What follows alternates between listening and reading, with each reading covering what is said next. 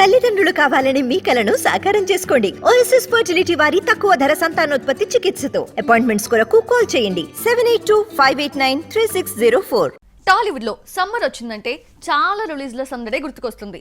కానీ ఈసారి సీన్ మారిపోయింది. బడా స్టార్స్ అంతా షూటింగ్ చేయాలి అని డిసైడ్ అయిపోయారు. ఇప్పటికే కాల్ షీట్స్ కేటాయించి క్రేజీ స్కెడ్యూల్స్ ని రెడీ చేయించుకుంటున్నారు.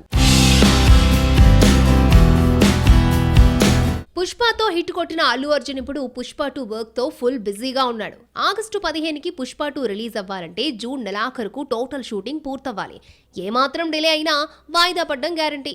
అదే జరిగితే మిగతా మేకర్స్ అంతా ఆగస్టు 15ని లాగేసుకునేందుకు రెడీగా ఉన్నారు.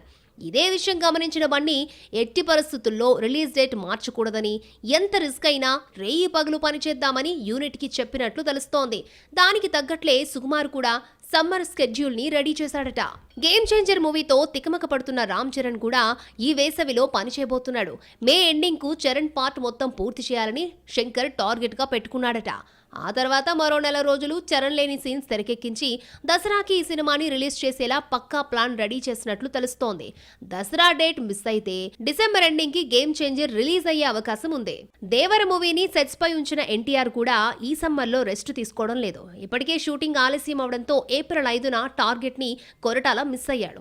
అక్టోబర్ 10న సినిమా రిలీజ్ చేయాలంటే సమ్మర్ లో కూడా పని చేయాల్సిందే.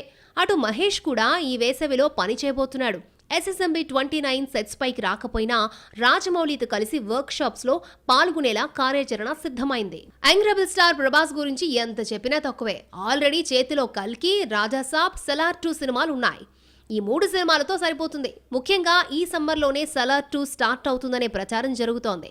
వీళ్లతో పాటు విశ్వంభర సినిమాతో చిరు, గౌతమ్ తిన్ననూరి ప్రాజెక్టుతో విజయ్, తండేల్తో నాగచైతన్య కూడా ఈ సమ్మర్లో వర్క్ చేయబోతున్నారు.